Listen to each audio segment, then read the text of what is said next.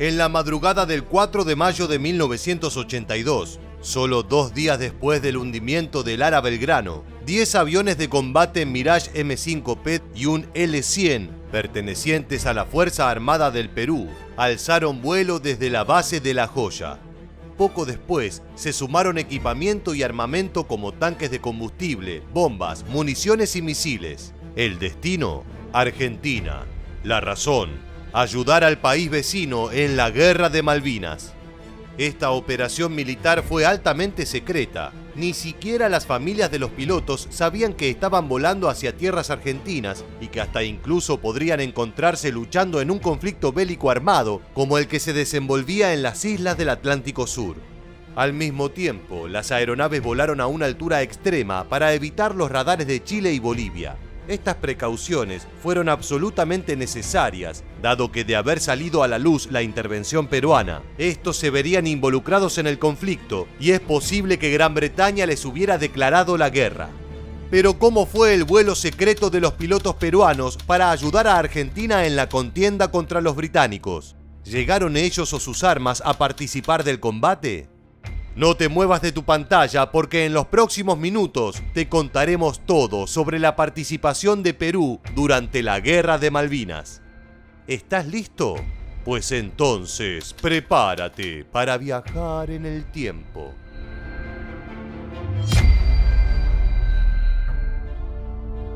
Luego de la conquista argentina de las Islas Malvinas en la Operación Rosario, varias misiones diplomáticas intentaron resolver el conflicto pacíficamente y evitar que la guerra estalle. A pesar de los intentos del Consejo de Seguridad de las Naciones Unidas y del Gobierno Federal de los Estados Unidos, la Operación Corporate, lanzada por el Reino Unido para recapturar los archipiélagos, se puso en marcha rápidamente y el 30 de abril se dispuso la famosa Zona de Exclusión Total. El 1 de mayo comenzaron los combates en Malvinas, formalizando el fracaso de las negociaciones diplomáticas.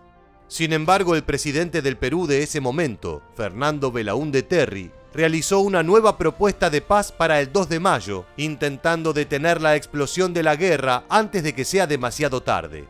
Esta propuesta exigía el cese inmediato de hostilidades y la retirada de las fuerzas de ambos países para que representantes ajenos a las dos partes administren temporalmente las islas mientras se llegaba a un acuerdo definitivo sobre la soberanía de forma pacífica y diplomática.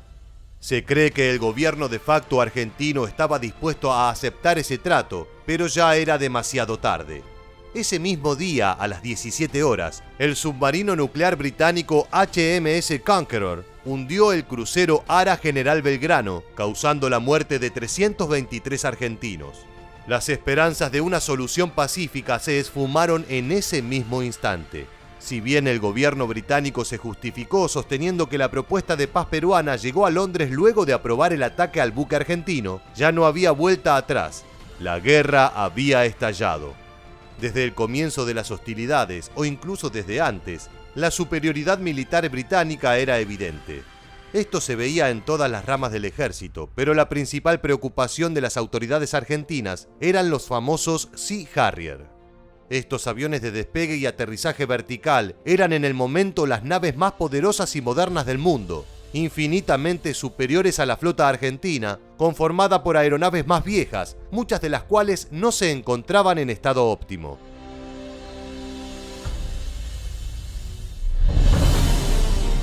A pesar del brillante accionar heroico de los pilotos argentinos, quienes lograron hundir 7 buques enemigos a lo largo del conflicto, estos temían los enfrentamientos aéreos con los Sea Harrier, a los cuales llamaban Muerte Negra. Los altos mandos argentinos sabían que para sostener la guerra necesitaban modernizar su flota y rápido. Si bien varios superetendard franceses habían sido encargados con anterioridad, solo 5 habían llegado en 1982. Necesitaban más. Sin muchas opciones, Argentina pidió ayuda a uno de los únicos países del continente que se mostraba dispuesto a ayudarla: Perú. La respuesta del gobierno de Belaúnde Terry fue positiva. Sin embargo, esta ayuda debía ser realizada de forma cuidadosa para no involucrar a su país directamente en una guerra contra una potencia mundial. Con eso en mente, se dejaron 2 condiciones fundamentales en claro. La ayuda no incluiría a los aviones de combate Sukhoi soviéticos, dado que ningún otro país de la región los tenía, y tampoco unidades navales, ya que éstas serían detectadas por Chile, cuyo gobierno de facto era aliado de Gran Bretaña. Rápidamente se acordó que 10 Mirage M5P de la Fuerza Aérea del Perú pelearían junto a las naves argentinas. Estas eran aeronaves de combate con mayor autonomía de vuelo, ideales para atacar objetivos marítimos con sus misiles Nord AS-30 y con sus temibles cañones que disparaban balas con cabezas explosivas de 20 milímetros.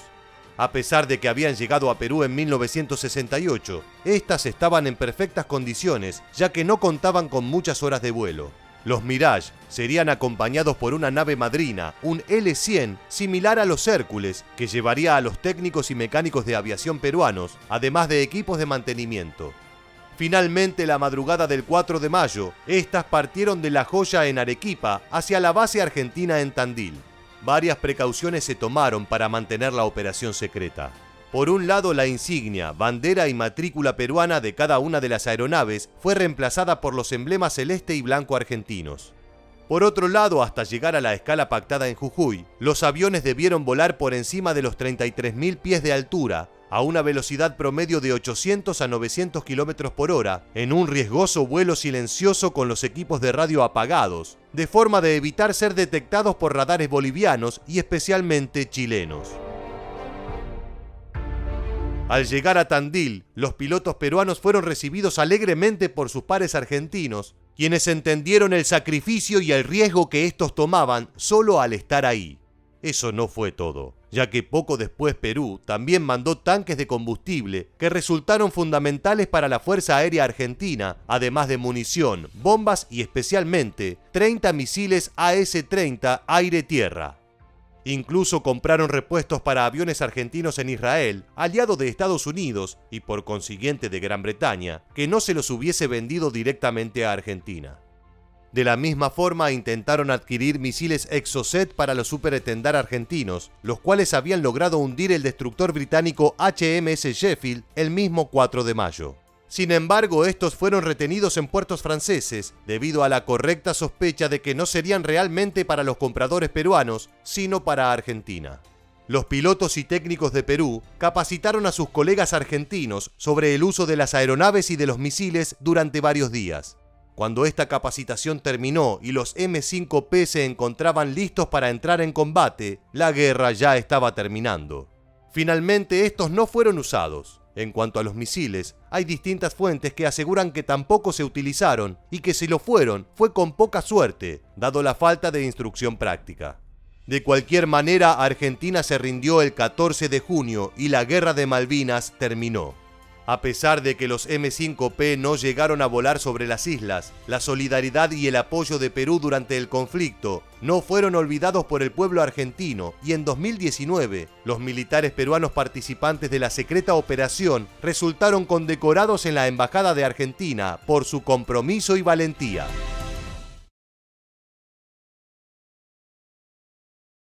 La Guerra de Malvinas, ocurrida en 1982 y que tuvo como beligerantes a Argentina y Gran Bretaña, contó con la particularidad de que mientras los británicos dispusieron de una potente colaboración de distintos países del mundo, la nación sudamericana luchó en soledad, solo con el apoyo verbal de unos pocos países. Es por eso que se destacan las historias de hombres de diferentes nacionalidades que, a pesar de la neutralidad de sus países o incluso la toma de partido por Gran Bretaña, decidieron brindar su apoyo al ejército argentino. Estamos hablando de colaboradores suizos, alemanes, peruanos e israelíes que, a pesar de ir contra las reglas de su país, abogaron por la causa argentina y ofrecieron su asistencia en los tiempos hostiles que corrían.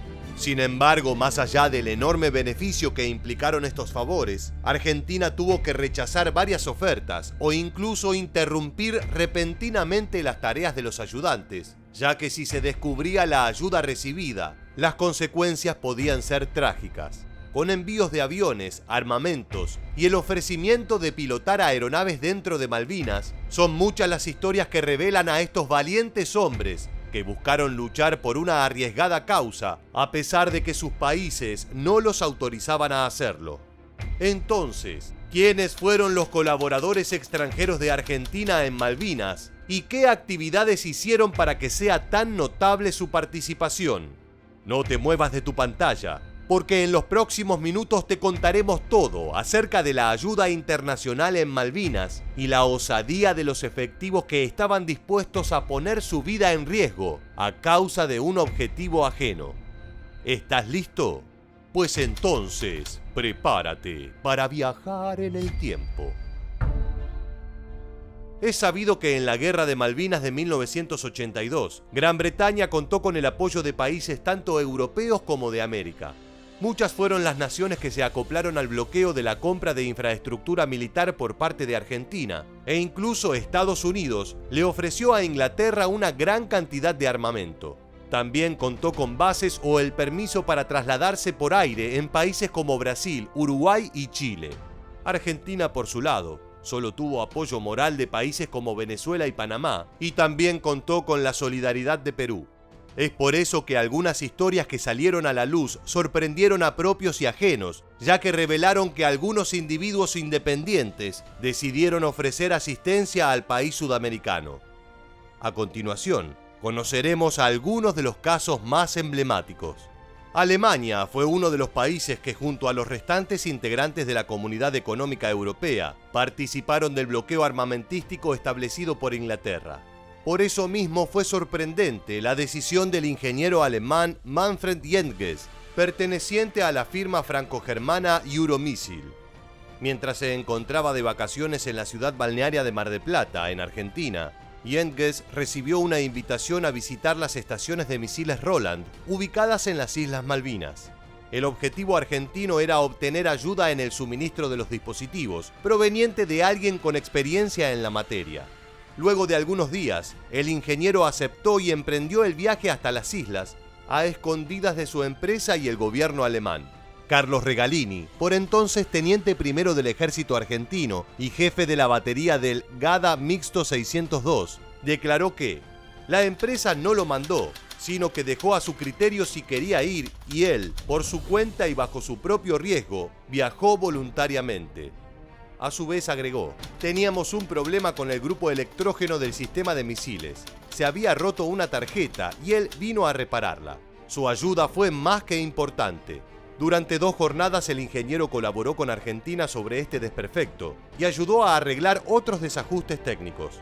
Sin embargo, no solo brindó ayuda de ese modo, sino que también ofreció a los superiores argentinos información técnica sobre los equipamientos británicos. Respecto a Suiza, si bien se mantuvo neutral en el conflicto, habían detenido el envío de equipamientos bélicos ordenados por Argentina previo a la guerra. Una de las empresas que congelaron sus ventas fue Oerlikon Contraves, que adeudaba varios cañones a Argentina. Sin embargo, algunos empleados de la firma que estaban radicados en el país sudamericano permanecieron allí. Uno de ellos, Eusebio Aguiar, decidió viajar a Malvinas para ayudar a los militares. Allí colaboró con la limpieza y puesta a punto de algunos cañones. El teniente primero Oscar Spath, quien se encargó de acompañar a Aguiar en la revisión, declaró: me pidió permiso para inspeccionar los cañones para ver si los teníamos bien emplazados y nivelados. Perú también fue uno de los países que apoyaron a Argentina.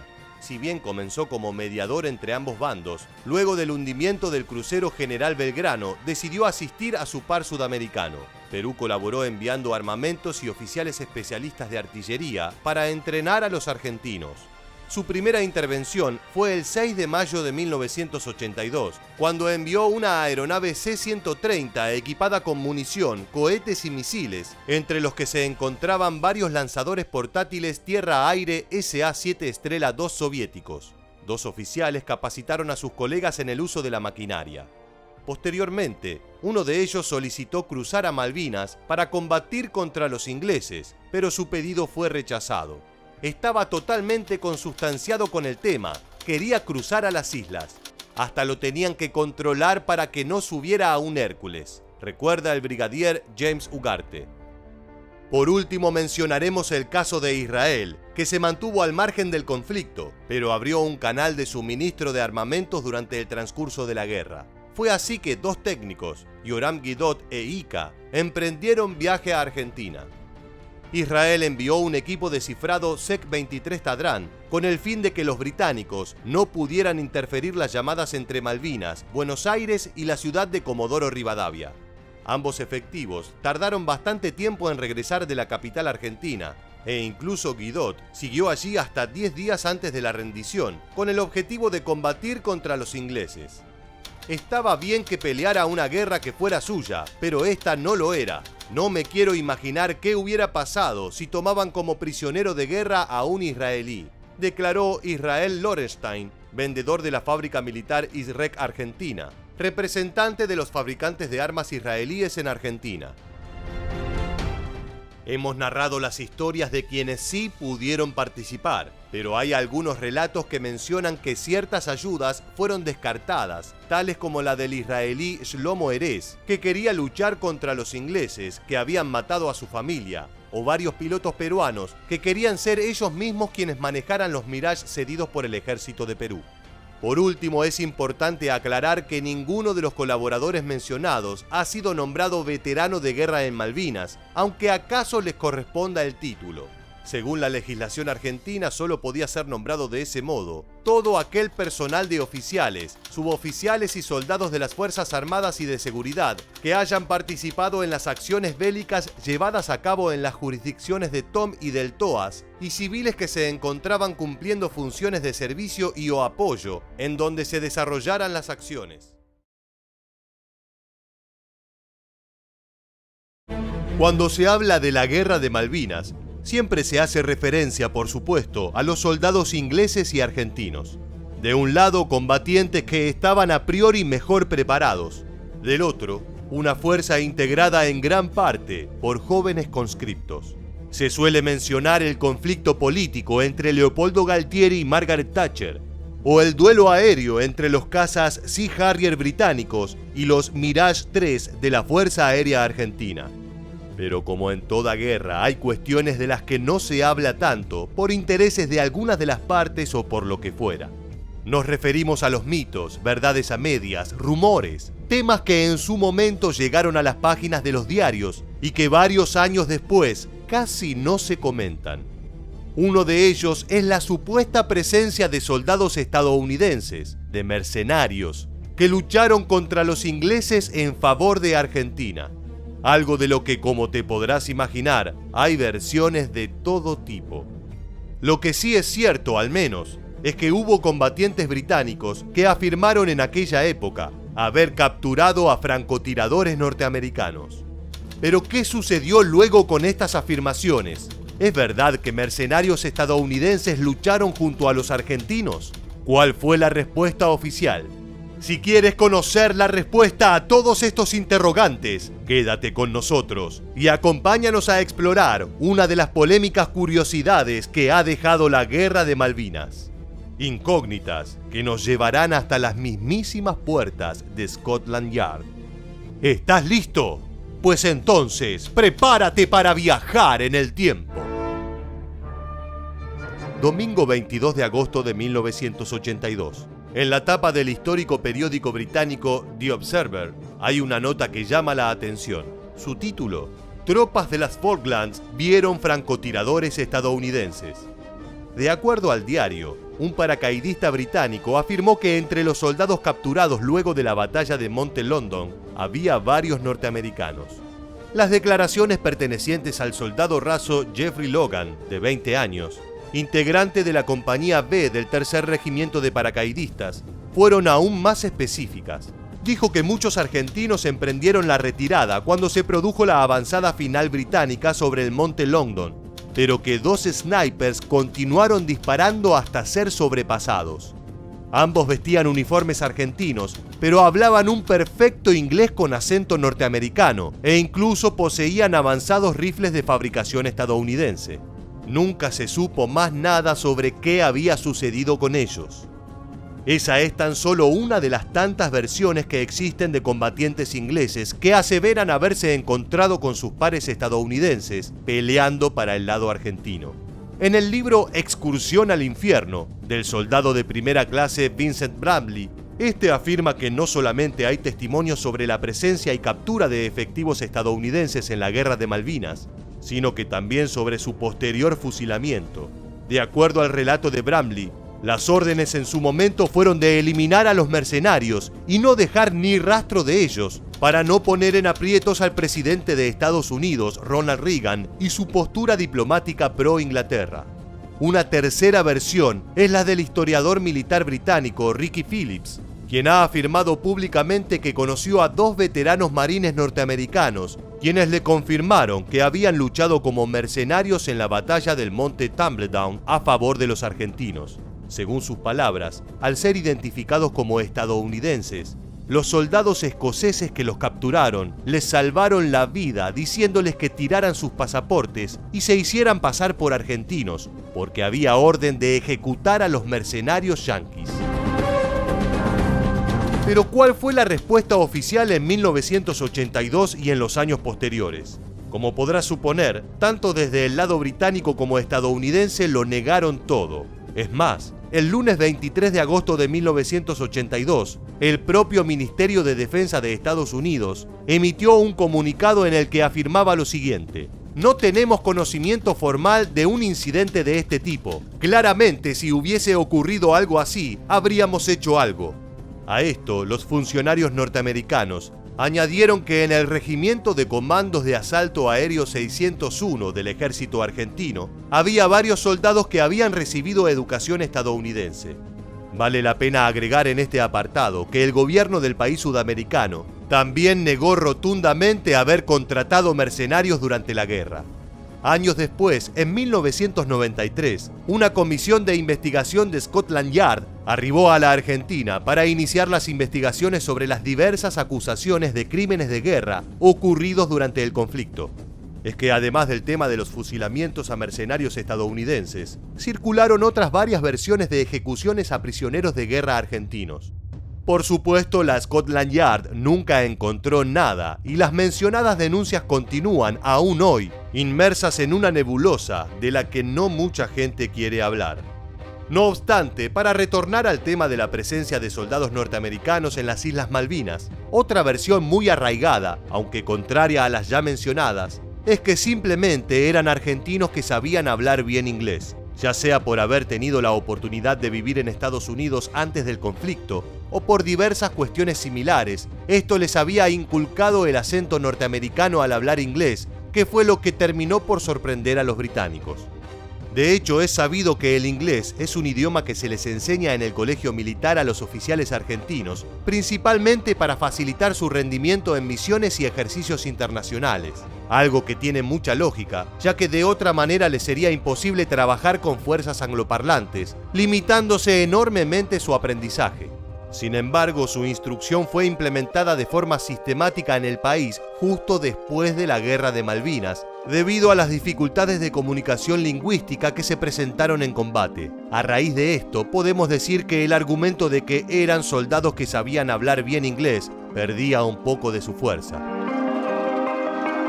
Si todo esto aún no era suficiente para, por lo menos, abrir la puerta a la duda de si hubo mercenarios extranjeros luchando para Argentina en el llamado conflicto del Atlántico Sur, mencionaremos uno más. Quizás el más convincente de todos, ya que se trata de información publicada en el Penguin News, el único periódico existente en las islas. En la 21ª entrega del por ese entonces rudimentario medio de comunicación, se hizo referencia a la historia de los mercenarios estadounidenses. Posteriormente, en una de las tantas cartas de lectores publicadas también por Penguin News, el 23 de julio de 1982 se hacía referencia al asunto.